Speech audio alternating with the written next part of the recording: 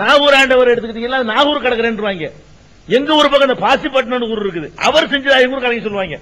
அவன் அந்த கடற்கரையை மாத்திக்கிடுவான், தொண்டி கடற்கரைவான்.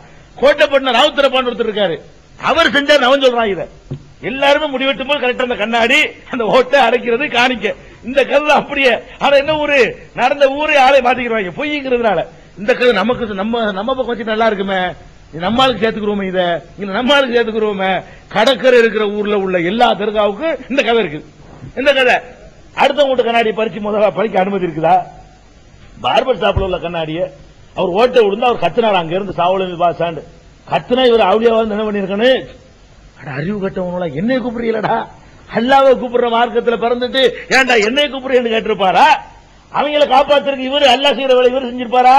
அவுளியாவா இருந்தா நல்லா நாசமா போங்கடா, யாரெல்லாம் சீக்கிரம் நாசமாக்குன்னு சொல்லிருக்கணும்.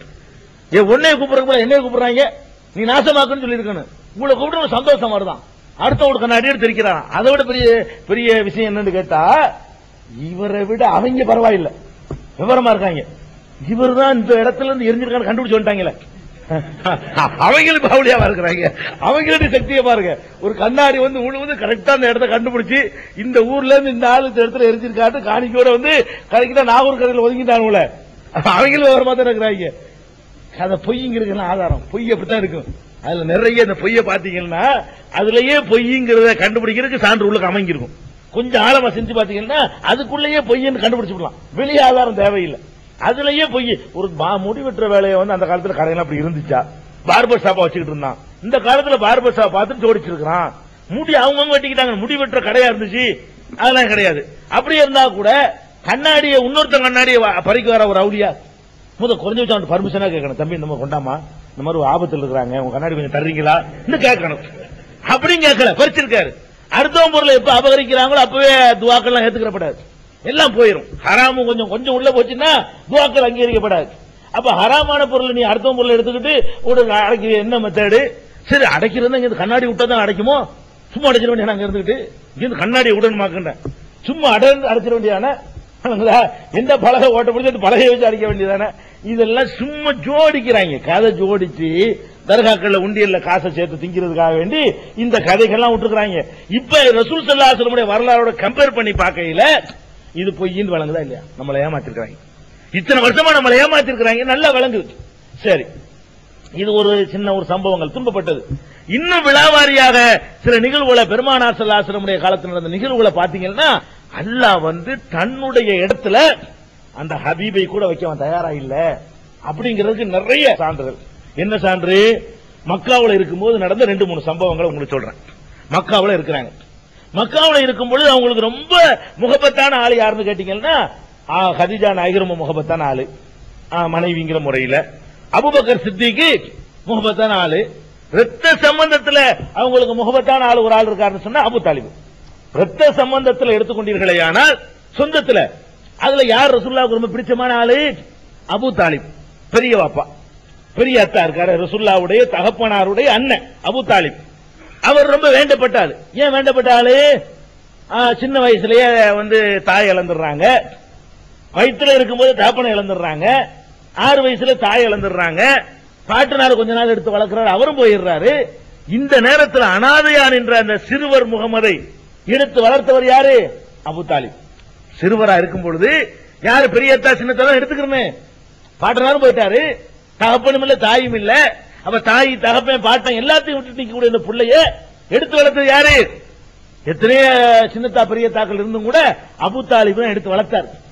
வளர்த்து சோறு போட்டு இளமைக்கு கொண்டு வந்து அவருக்கு வியாபாரத்தை கற்றுக் கொடுத்து தொழிலை கற்றுக் கொடுத்து கல்யாணம் பண்ணி எல்லா வகையிலையும் பக்கபலமா நின்றவர் யாருன்னு கேட்டா அபூ தாலிப். அவ்வளவுக்கு ரசூல் ஸல்லல்லாஹு அலைஹி வஸல்லம் வேண்டி உறுதுணையா நின்றவர். இன்னும் சொல்ல போனா அபூ தாலிப் மரணித்தார்ல அந்த ஆண்டுக்கு இஸ்லாமிய வரலாற்றுல ஒரு பேர் இருக்குது, ஆமுல் ஹுஸ்னும்பாங்க. ஹுஸ்னா கவலை, கவலை ஆண்டுன்னு அதுக்கு பேரு. அபூ தாலிப் மூத்தா போனார அந்த வருஷத்துக்கு என்ன பேரு இஸ்லாமிய வரலாற்றுல? கவலை ஆண்டு. ஏன் அந்த பேர் வச்சாங்கன்னா, அபூ தாலிப் இருக்கிற வரைக்கும் மத்த ஆட்களை கை வச்சாங்க, ரசூலுல்லாஹ் கை வைக்கல. நல்ல குலத்துல உள்ளவர், சமுதாய பிரமுகர்ல உள்ளவர், அப்துல் முத்தலிப் ஊர் தலைவரா இருக்காரு. அடுத்த ரேஞ்சில் இவர் வந்துட்டாரு. இப்ப பெரிய பிரமுகரா இருக்காரு, செல்வாக்கானவர், குறைஷ் குலத்தில் உள்ளவர். அவர் கேட்பாரு, அடே அபு தாலிப் இருக்காரு, அடே அடிச்சுடாதீடா, அந்த ஆளு ஊரை கூட்டி போடுவோம், அந்த ஆளு அப்படிங்கிற மாதிரி ஒரு பயத்தை உண்டாக்கி அபு தாலிப் இருக்கிற வரைக்கும் கை வைக்கல ரசூலுல்லாஹ் மேல. ஏத்துக்கிட்டவங்களும் தான் அடிச்சாங்க, யாசிர் அடிச்சாங்க, சுமையாவை அடிச்சாங்க, எல்லாரும் செஞ்சாங்க. அபு தாலிப் இருக்கிற வரைக்கும் பெருமானார் ஸல்லல்லாஹு அலைஹி வஸல்லம் மேல கை வைக்கல, அடிக்கல, கிண்டல்லாம் பண்ணினாங்க. அபு தாலிப் மௌத்தா போனதுக்கு பிறகு அப்படி ஒரு கை ஒடிஞ்சு போன மாதிரி சொல்லலாம். இஸ்லாமிய பிரச்சாரத்துக்கு எல்லா வகையிலும் உறுதுணையா நின்றாங்க. அபு தாலிப் அவர் ஏத்துக்கல. என்ன விவகாரம்னா, இப்படி எல்லாம் இருந்த ஒரு அபு தாலிப் என்னென்னமோலாம் சொல்லி பார்த்தாங்க. அபு தாலிபே, நீங்கள் உங்கள் பொறுப்பை விட்டு விலகிக் கொள்ளுங்கள், முகமதை நாங்க பாத்துக்கிறோம், ஒண்ணு நீங்க கணிச்சு வைங்க, இல்லன்னா நீங்க ஒதுங்கிட்டு எங்கள்ட்ட விட்டுருங்க, நாங்க வர கவனிக்க வேண்டிய விதத்தில் கவனிக்கிறோம், முடியாதுன்றார். நான் பக்கபலமா தான் நிப்பேன்ட்டார். அப்படி எல்லாம் இருந்ததுனால பெருமானார் ஸல்லல்லாஹு அலைஹி வஸல்லம் அபு தாலிப் மேல ரொம்ப முகப்பத் வச்சிருந்தாங்க, ரொம்ப அன்பு வச்சிருந்தாங்க. அவருடைய மரண வேலை வருது, சக்கராத் வேலை வருது, 4 வயசு ஆயிட்டாரு, மரணிக்கிற வேலை வரும் பொழுது ரசூல் ஸல்லல்லாஹு அலைஹி வஸல்லம் பார்க்க போறாங்க பெரியத்தாவை. போனா அபூ ஜஹில் அவங்களும் பார்க்க வந்திருக்காங்க, முக்கியமான பிரமுகர்ல எல்லாரும் பார்க்க வந்திருக்காங்க. அப்ப ரசூல் ஸல்லல்லாஹு அலைஹி வஸல்லம் பெரியத்தாட்ட சொல்றாங்க, தந்தையே, பெரிய தந்தையே, நீங்கள் ஒரே ஒரு வார்த்தையை சொல்லிவிடுங்கள். என்ன வார்த்தை? லா இலாஹ இல்லல்லாஹ் சொல்லுங்கள், அல்லாஹ் ஒருத்தன் தான் வணக்கத்துக்குரியவன் சொல்லுங்கள். இந்த கல்லு, குதிரை, கழுதைலாம் கடவுள் இல்லைன்னு ஒத்துக்கிறங்க. உங்களுக்காக வேண்டி நான் அல்லாஹ்விடத்தில் வாதாடுகிறேன். இந்த கொள்கையை நீங்க ஏற்றுக்கொண்டீர்களேயானால் உங்களுக்காக நான் என்ன செய்யறேன்? வாதாடுகிறேன். அல்லாஹ் தடுக்கவில்லை, ஆனால் உங்களுக்காக நான் அல்லாஹ்விடத்தில் பாவ மன்னிப்பு தேடுவேன் அப்படிங்கிறாங்க. 2 விஷயம் பேசுறாங்க. சஹீஹுல் புகாரில் இடம்பெற்றிருக்கக்கூடிய ஆதாரப்பூர்வமான சம்பவம் தான் இது. அப்ப அவர் என்ன பண்றாரு? அபு தாலிப் சொன்ன உடனே அவர் மனசுல ஒரு சலனம் வருது. பக்கத்தில் உட்கார்ந்துருக்கான அபு ஜஹில், அவன் சொல்றான், உங்க அப்பா அப்துல் முத்தலிப் எப்படி ஆளு? அவர் கொள்கைகளை நீ சாவுவியா? உன் புள்ள கொள்கையில சாவியா? உன் அப்பன் கொள்கையில சாவ போறியா? உன் புள்ள கொள்கையில சாவுற? எப்படிப்பட்ட பாரம்பரியம், எத்தனை வருஷத்து கொள்கை இது? அதனால நீ உங்களுடைய பாட்டனுடைய வழியில நீ மூத்தா போகணும், அதான் உனக்கு நல்லதுங்கிறான். அவன் அப்படி சொல்ல, ரசூல் ஸல்லல்லாஹு அலைஹி வஸல்லம் இப்படி சொல்ல, அவர் மரண வேலையில் இருந்துட்டு இருக்காரு, இப்படி அப்படி இப்படி அப்படிமா எடுத்து போடுறாங்க. கடைசி என்ன பண்ணிடுறாரு? அவர் இல்ல, நான் என்னுடைய அப்பன் வழியிலேயே நான் போறேன் அப்படின்னு மூத்தா போயிடுறாரு. அது இஸ்லாத்தை ஏத்துக்கிறாமலே, அந்த கல்லு மண்ணு இதெல்லாம் கடவுள்னு சொல்லி அபூ ஜஹில் எந்த கொள்கையை சொன்னாரோ ரசூலுல்லாஹ்வை ஏத்துக்கல, எல்லா உதவியும் செஞ்சார். அல்லாஹ்வுடைய தூதர்னு அவர் ஏத்துக்கறல, அல்லாஹ்வை ஏத்துக்கறல, எல்லாத்தையும் கடவுள் நம்பினாரு, மூத்தா போயிட்டார்.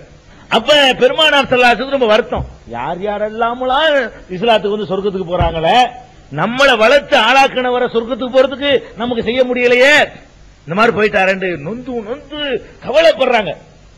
என்ன கவலை? இந்த மாதிரி நரகவாசியா மூத்தா போயிட்டாரு, இவ்வளவும் செஞ்சு இஸ்லாத்துக்கு பக்கபலமா இருந்து யாரும் கை வைக்க முடியாத அளவுக்கு வளர்ச்சிக்கு கூட துணையா நின்று, ஆனா அந்த கொள்கையை ஏத்துக்கலாம் மூத்தா போயிட்டாரு என்று எண்ணி எண்ணி எண்ணி பெருமானார் ஸல்லல்லாஹு அலைஹி வஸல்லம் கவலைப்படுறாங்க, வருத்தப்படுறாங்க. வருத்தப்பட்ட உடனே பெருமானார் ஸல்லல்லாஹு அலைஹி வஸல்லம் வருத்தப்பட்டு என்ன செய்யறாங்க? அல்லாஹ்விடம் ஒரு வசனம் வருது. என்ன வசனம்? இன்னக லா தஹ்தி மன் அஹ்பப்த வலாக்கின் அல்லாஹ் யஹ்தி மன் யஷா அப்படின்னு சொல்லி வசனம். முகமதே, நீ நினைச்ச ஆளுக்கெல்லாம் நேர்வழி காட்ட முடியும் நினைச்சிட்டு இருக்கிறியா? நீ அபு தாலிப் நேர்வழி வரணும்னு வந்துருவாரா? உங்க அந்த அதிகாரத்தை நான் தந்திருக்கேன். நல்லா கேட்கிறான். நம்ம பெரியத்தா இஸ்லாத்துக்கு வரா மூத்தா போயிட்டாருன்னு வருத்தப்படுறாங்க. அவங்களுடைய விருப்பமாச்சுன்னு அல்லாஹ் நிறைவேற்றி கொடுக்கணும்ல. தன்னுடைய ஹபீபுடைய விருப்பம், அவங்க விருப்பம் தான் என் விருப்பம் அப்படிலாம் சொல்றாங்க இவங்க. அல்லாஹ் விருப்பம் தான் அவுலியா விருப்பம், அவுலியா விருப்பம் தான் அல்லாஹ் விருப்பம். அவுலியா கணத்துல குதிச்சுன்னா அல்லாஹ் குடிச்சிருவான் இப்படிலாம் சொல்றாங்க. எந்த அளவுக்கு ஆக்கிவிட்டாங்கன்னா அவுலியாவை அல்லாவுக்கு மேல ஆக்கிவிட்டாங்க, அவுலியாவை அல்லாவுக்கு மேல ஆக்கிட்டாங்க. உங்களுக்கு தெரியுமா, அப்துல் காதர் ஜிலானிக்கு ஒரு பேர் இருக்குது. என்ன பேரு? தஸ்தகீர். தஸ்தகீர் பேர் இருக்கு தெரியுமா? தஸ்துனா என்ன? கை. பார்சியில கீர்னு சொன்னா பிடித்தவர். ஆலம் கீர்ங்கிறான்ல, ஆலம்டா உலகம், ஆலம் கீர்னா உலகத்தையே பிடித்தவர்.